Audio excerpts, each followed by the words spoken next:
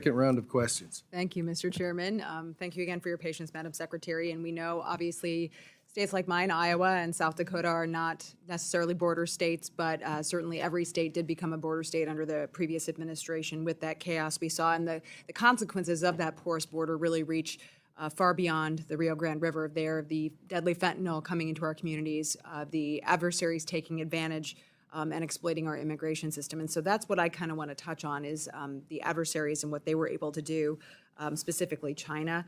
To put it in perspective, in the first 7 months of fiscal year 2024, more than 27,000 Chinese nationals were encountered at the southern border. Under President Trump, we've seen that number drop significantly, reflecting that clear shift in deterrence and enforcement. So can you walk us through what specific mechanisms have been put in place to ensure that these individuals from adversarial nations are now being thoroughly vetted, and how that process has changed since the previous administration?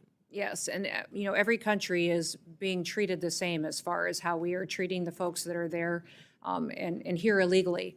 People that came into this country from China and from other countries are all being vetted and their background checks being gone through. And I would say some of the reasons that we've had to reevaluate some of the programs that were abused under the Biden administration is because countries weren't participating with us. They weren't sharing their information. One of the things I've challenged Canada with in a lot of the discussions that we've had over recent months was they weren't taking their own citizens back home that were here in this country illegally, and they weren't sharing all of the criminal background checks of individuals who were in our country illegally. They weren't telling us who they were or what they had done, if they had human smuggling in their background or crimes. And so that was some of the access that we were asking them for. We were grateful that they addressed, for instance, designating a fentanyl czar and doing, but that information sharing is critically important. And we do not have that kind of partnership with China.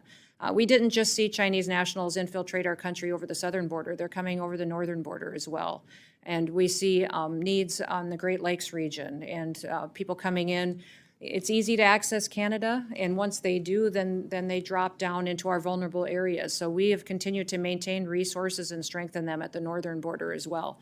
But we work closely with Interpol that has an agreement with many different countries to do vetting and background checks and criminal background information sharing on folks across the world. But many of the times when the State Department is negotiating on repatriation and travel documents, they are having discussions on what we can do to share information. When I made trips to El Salvador, to Colombia, and to Mexico, those trips were made so that I could get those governments to share more information with us. In fact, one of the things that we did while we were there is sign new agreements with those countries to share more data and information, to have them give us biometric information that they collected, to give us more thorough travel documents of individuals that were of concern here and had been breaking our laws. And so having those discussions gives us more information to make sure that this country is safer into the future. Do you feel like those conversations have helped to inform broader national security efforts? Absolutely. Cross-departmentally? And, when we think about the real risk here, it's these international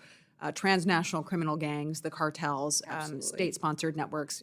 Obviously we talk about the Chinese nationals, and the reason the PRC is not cooperating and the CCP is not cooperating is because they are intent on infiltrating our country. That so is correct. Do you feel like all those relationships are really helping us to strengthen the intel that we are able to gather? Absolutely. We've seen many, many times where information that we got on somebody who was here that may have been on our terrorist watch list, suspected terrorist watch list, or someone who is a very dangerous part of a foreign terrorist organization, that information may have been shared with us from another country because of those security agreements that we have in place. And when countries do not adhere to sharing that type of information, they don't get the privileges necessary that have been granted to them in the past. And we've seen that with visa overstays. We've seen that with lack of information sharing, that perhaps they don't get to continue in programs that are under the purview of the Department of Homeland Security because they haven't been willing partners to help us secure our country. Yeah, certainly accountability is back, Yep. and appreciate that. So thank you so much, Madam Secretary. Thank you. I yield back.